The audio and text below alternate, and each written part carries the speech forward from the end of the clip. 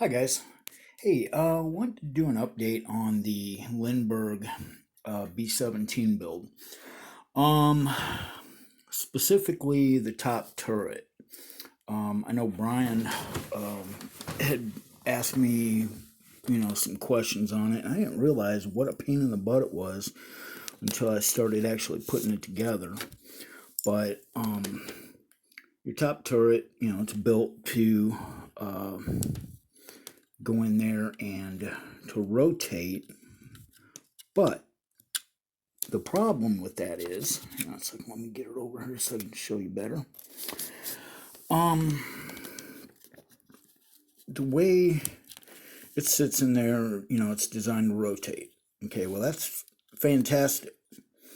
But the problem is, the top turret gunner is supposed to have the guns held on by just that little piece of plastic sticking out towards him.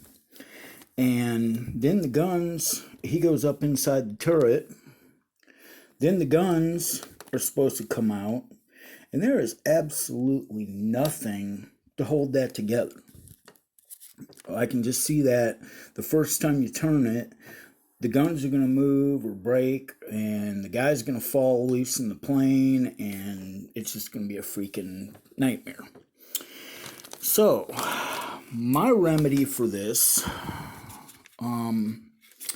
is a real B-17, the top turret, the guy's feet go on a platform, okay, which here, there's the platform, and then there's two bars going up to the turret, which you can see it a little better in that. The ammo bags and the oxygen bottles a little bit in the way, but this, I believe, is the turret that's on display outside of the Memphis Belle in Wright-Patterson. But anyway, what I am going to do is take the turret, and okay, now you got to keep in mind that this thing's supposed to spin. So I'm going to, I took some the trees that come with the parts, and I cut off two pieces that are flat. It's flat on one end and round on the other. Can't really see it. There's the flat end. Okay, so what I'm going to do is take the flat end and glue it inside the turret where it's inside of that ring, so that it's not going to, if I glued it here, it would get in the way of the ring rotating. So I have to glue it on the inside of the turret. Okay, I'm going to do one on each side, and then take a piece of just your flat, let me get this in frame, just your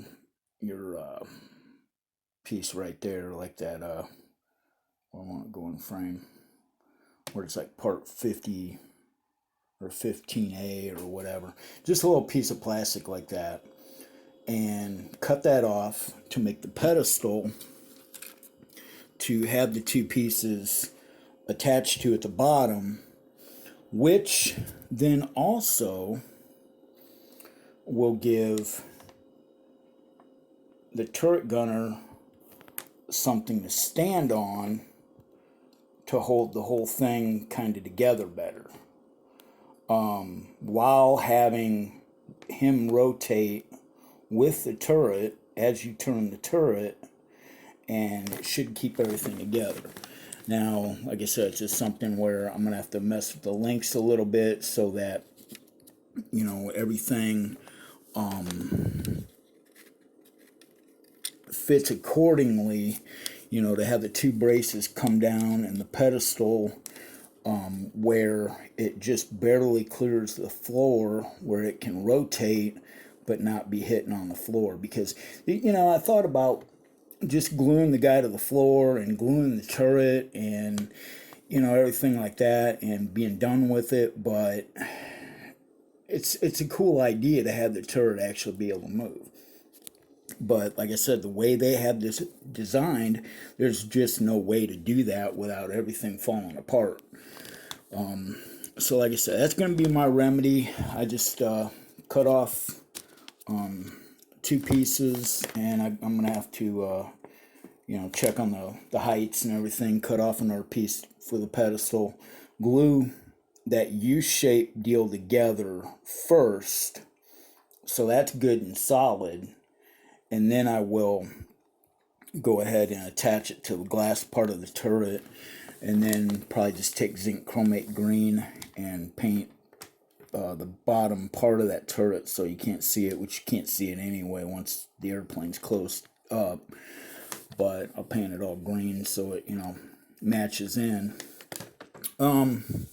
Something else that I did a boo-boo on, when you guys put your windshield glass in, make sure that the glass, it's got like a beveled, an end on it, I want to say beveled, but I don't think that's a word for it.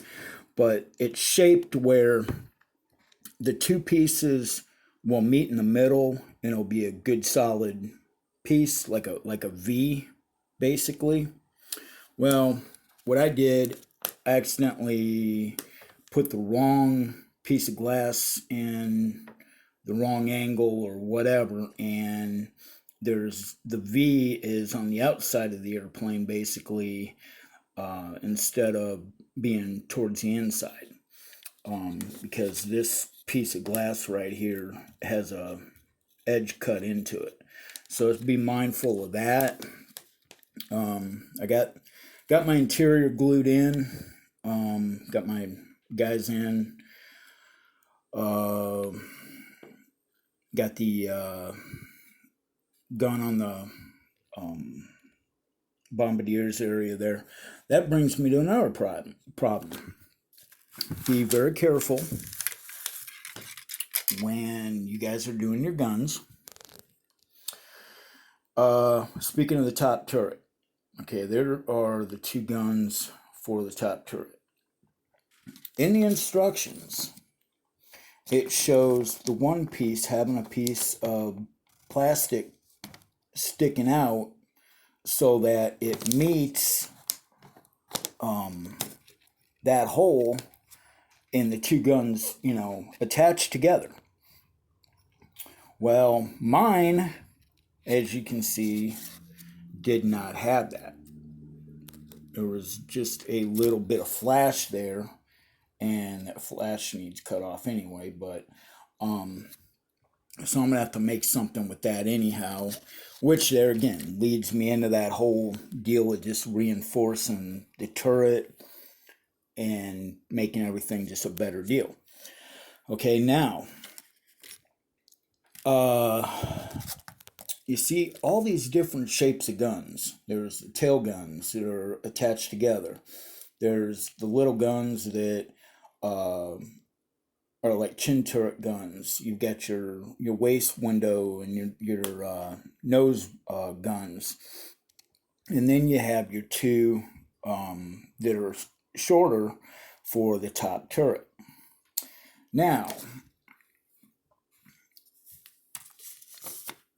for some stupid reason, all of these guns, hopefully I can get it into frame, they are all numbered 43.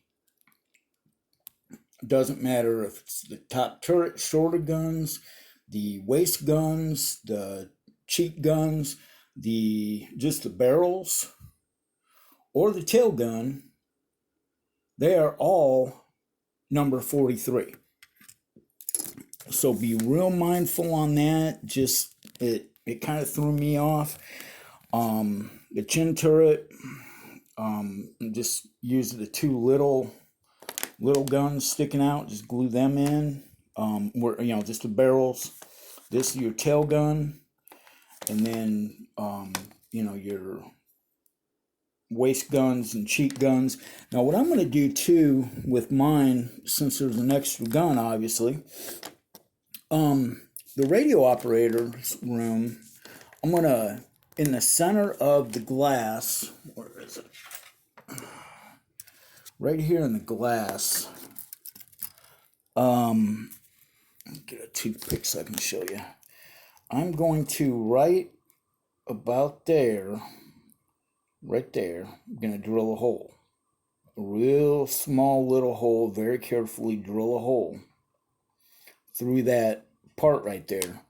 So I can take another gun and stick it up out of that window, so the radio operator has a gun coming up out of there. I still got to glue the bulkhead in there, but that's not really a big deal. That's about it's ready to go in, actually. But yeah, so that's where I'm at on this. The decals have been an absolute nightmare, as I touched on in other videos. I've clear coated the snot out of them, and they still basically look like they're gonna fall off. Even with the decal set and stuff like that I used, I'm not real trusting of them. But like I said, you know, I guess this kit was actually molded. The molds were made for it back in the 50s, I guess. So you know, it's a fun kit. You know, it's just got its quirks, little things. You know, like the landing gear strut is not long enough. It should be a little bit longer out instead of being where it is. So when you put the tire on, the tire looks like it's almost up to the engine nancel on the wing. So what I'm going to do on mine, I'm just going to retract them up and have the wheel, you know, hanging down, you know, part of the wheel hanging down out of the wing, so it looks like it's in flight. I'm going to hang mine up from the ceiling anyway, so that's not going to be a big problem. But you know, like I said, they're just little things. Just like I said, keep in mind that with the guns, because it may kind of throw you off. All of them are number 43, which makes absolutely no sense to me. Especially when they have, like, the gunners, you know, they have them all,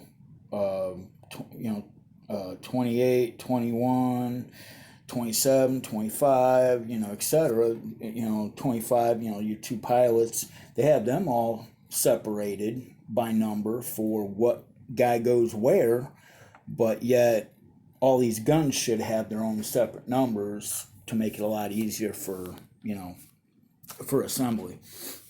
But I'm going to let you guys go, and I'm going to get the platform part for the turret built, and I will do a follow-up here either tonight or tomorrow, and show you guys what it looks like completed and everything like that. But that's kind of the only thought I've got on this thing, because like I said, there's no, you know, integrity to the turret whatsoever.